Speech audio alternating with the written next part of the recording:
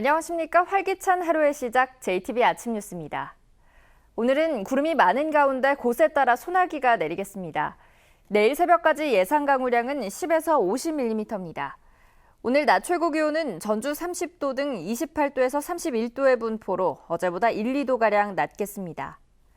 내일도 내륙 지역을 중심으로 오후부터 5에서 40mm의 비가 내리겠습니다. 전주기상지청은 오는 목요일에도 비가 내리겠고 낮 기온이 33도를 오르내리는 무더위가 기승을 부릴 것으로 내다봤습니다. 문이 잠겨있지 않은 차량만을 골라 털어가는 범죄가 잇따르고 있습니다. 사이드미러만 봐도 문이 열렸는지 잠겼는지 알 수 있기 때문인데요. 차 문을 잠갔더라도 손잡이를 당겨 잠김 상태를 꼭 확인하셔야겠습니다. 주혜인 기자의 보도입니다. 한 여성이 차에서 내리자 멀찌감치 지켜보던 남자가 차량으로 다가갑니다. 차 주인이 다른 볼일을 보는 사이 이 남자는 자신의 차인 양 자연스럽게 조수석 문을 열고 안에 있던 가방을 훔쳐 달아납니다. 화난 대낮, 그것도 주택가 복판에서 벌어진 일입니다. 지난해 전북에서 발생한 이런 차량 털이 사건은 499건, 하루에 1.3건꼴입니다. 주로 문을 잠그지 않은 차량이 범행의 표적이 됐습니다. 이런 차량이 많은지 거리로 나가 살펴봤습니다. 제가 직접 전주 도심의 한 공영주차장에 나와봤는데요.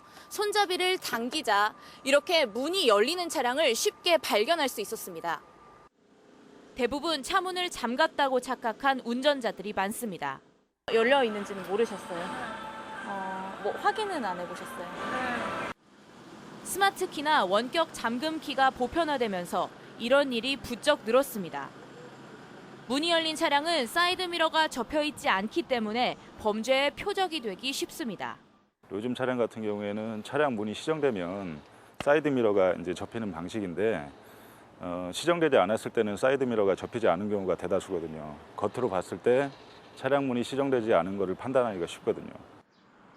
경찰은 잠시라도 차를 비울 경우 반드시 차 문을 잠그고 원격으로 차 문을 잠갔더라도 반드시 손잡이를 당겨 잠금 상태를 확인해야 한다고 조언했습니다. JTB 뉴스 주혜인입니다. 도시계획 당시 도서관 등 문화시설을 짓기로 한 땅이 있습니다. 그런데 땅 주인인 전주시가 이 땅의 절반을 한 종교시설에 넘기려 해 주민들이 반발하고 있습니다. 오정현 기자의 보도입니다. 전주 혁신도시에 있는 꽤 넓은 나대지입니다. 1200평 규모로 땅 주인은 전주시인데 현재는 임시 공영주차장으로 사용되고 있지만 당초 도시계획에는 도서관 등 문화시설을 짓기로 했던 땅입니다. 그런데 최근 이 땅을 두고 잡음이 일고 있습니다. 땅과 마주한 한 교회가 시유지의 일부를 사들이려 하기 때문인데 교회 측은 매입한 땅에 주차시설을 지으려 하고 있습니다. 이것은 서로가 윈윈이다. 지역 주민들이 평일에는 쓰고 주일에는 우리가 쓸 수 있도록 그런 생각을 가지고 있죠. 전주시는 이 땅의 절반가량을 교회에 내주는 대신 교회 측이 가진 시청사 근처 땅을 매입한다는 계획입니다. 서로가 가진 땅을 맞교환하는 셈입니다. 청년들이 와서 좀 북적일 수 있는 공간으로 만들기 위해서 계획을 활용하려고 했는데 마침 교회에서 줄기차게 아마 그 부지를 시에다가 매각하라고 요청을 했던 것 같아요. 그래서 어떻게 보면 그렇게 이해관계가 맞아떨어져서 도서관이나 문화시설을 기다리던 주민들은 반발하고 있습니다. 저희들과는 협의를 한다고 하면서 이면으로는 교회와 협의해서 주차장 용도로 이렇게 사용하는 것을 진행한다라면 또 열린 행정이라고 하면서 믿을 수가 없다라는 얘기죠. 시 당국의 편의만을 고려한 섣부른 행정에 주민들의 불신감만 커지고 있습니다. JTB 뉴스 오정현입니다.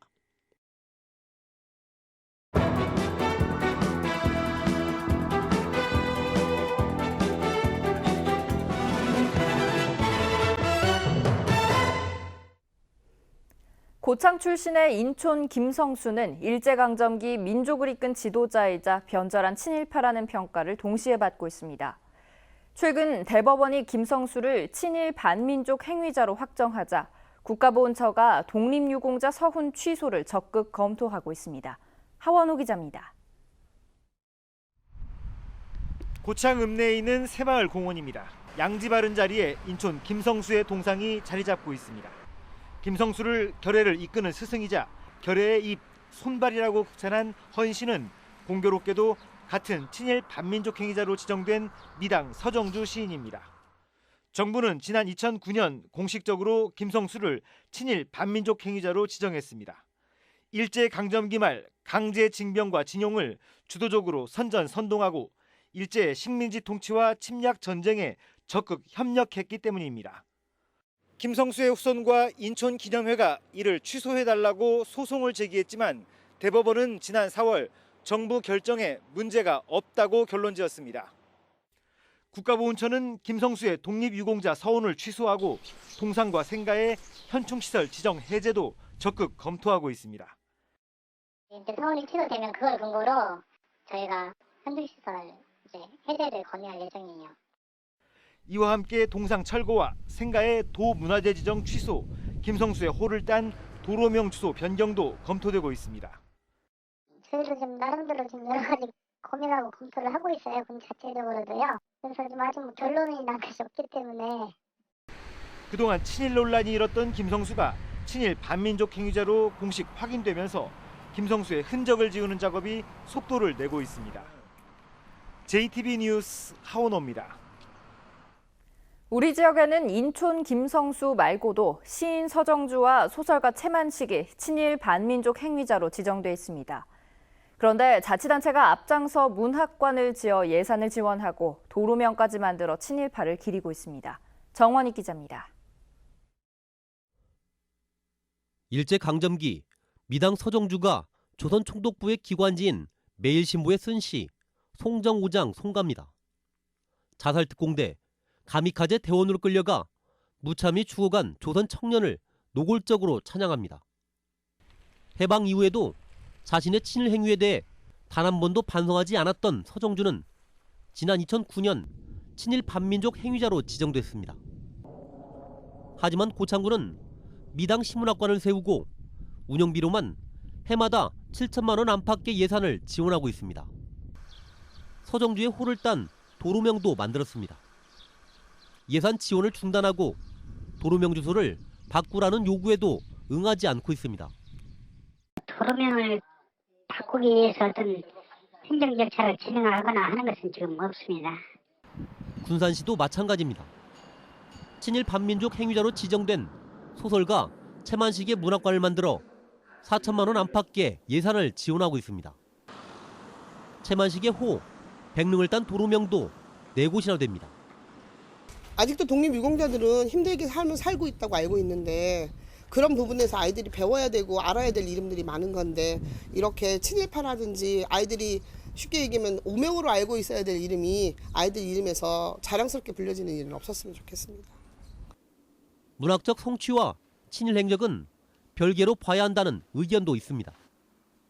하지만 정부가 공식적으로 지정한 친일 반민족 행위자에게 세금을 지원하고 공공재인 도로에 그들을 기리는 이름을 붙인다는 건 용납하기 어렵습니다.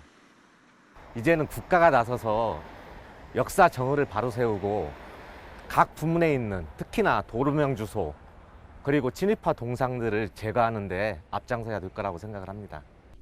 지난 2015년 친일파를 기념하는 시설물을 만들지 못하게 하고 이미 설치된 시설물은 2년 이내에 공개하지 못하도록 한 법률안이 발의됐지만 지난해 5월 자동 폐기됐습니다. JTB 뉴스 정원익입니다. 동학농민혁명 기록물이 세계 기록유산 등재 후보로 선정됐습니다. 수년째 터덕거리는 동학농민혁명 기념공원 사업 조성에 파란불이 켜졌습니다. 보도에 송창용 기자입니다. 123년 전인 1894년 반봉건을 내세운 동학농민군이 처음으로 관군을 크게 물리친 정읍 황토현 전적지입니다. 역사적으로 큰 의미를 갖는 곳이지만 지금은 풀밭이나 다름없습니다. 동학농민혁명 기념공원은 이곳에 400억 원을 들여 추모관과 연구소, 체험시설 등을 짓는 사업입니다. 동학농민혁명 역사적 의미를 바로 세우고 그다음에 전국적인 혁명의 의미를 되살려 나가는 어떤 메커로서 자리매김을 해 나가고자 합니다. 동학농민혁명 기념공원 조성 사업이 시작된 해는 지난 2014년입니다. 하지만 지금까지 이렇다 할 진전 없이 터덕거리고 있습니다. 처음에 전액 국가예산 지원을 계획했던 정부가 갑자기 지방예산 50% 분담을 요구했기 때문입니다. 제주 4.3 평화공원과 이천 민주공원을 전액 국가예산으로 건설한 것과 비교하면 형평성에도 어긋납니다. 그런 맥락을 같이 해서 형평성 있게 정부에서 전부 국가 보조금으로 이렇게 지원을 해서 조성해가지고 운영하는 것이 맞다고 이렇게 생각을 하고 있고. 이런 가운데 동학농민혁명 기록물이 세계 기록유산 등재 후보로 선정됐습니다. 기록물이 국가문화재로 가치를 인정받아 기념공원 조성에도 파란불이 켜진 것입니다. 4년째 성과를 내지 못한 기념공원 조성이 기록물의 세계기록유산 등재 추진을 계기로 전환점을 맞은 만큼 정부를 설득해 국가 예산을 확보하는 게 큰 과제로 남았습니다.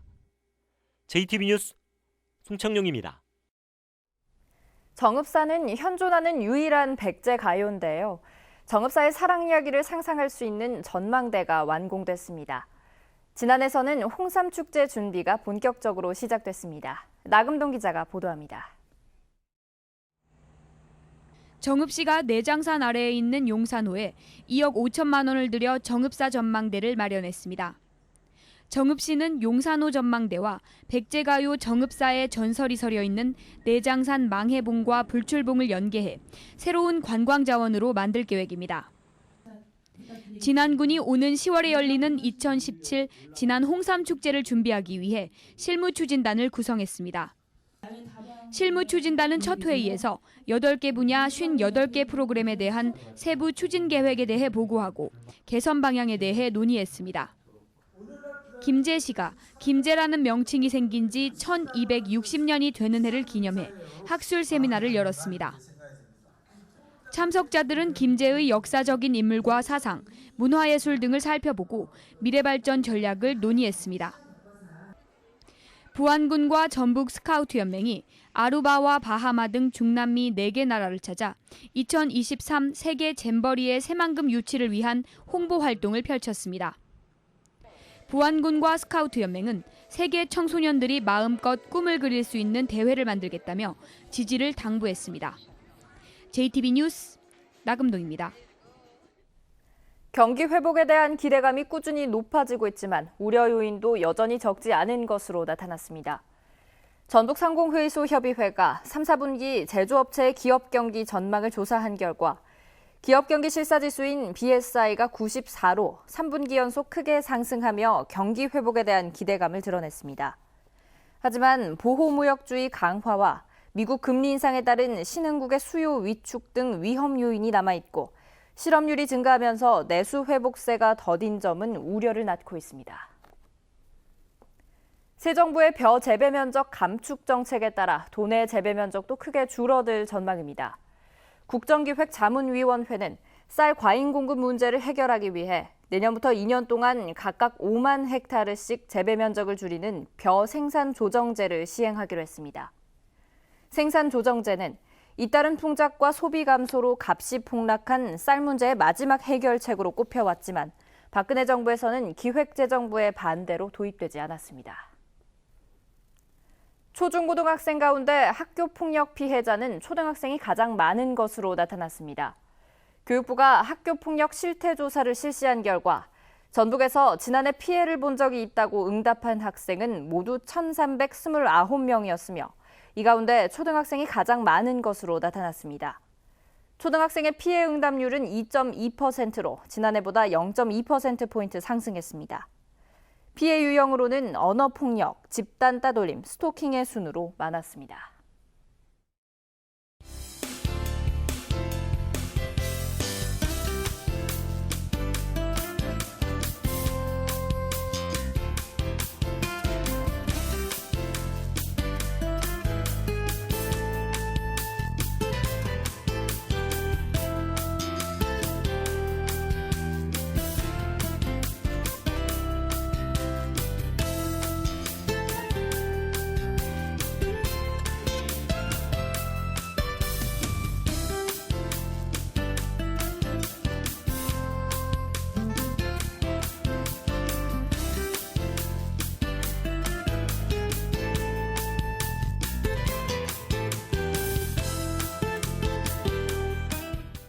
JTBC 아침 뉴스를 마칩니다. 함께해 주신 여러분 고맙습니다.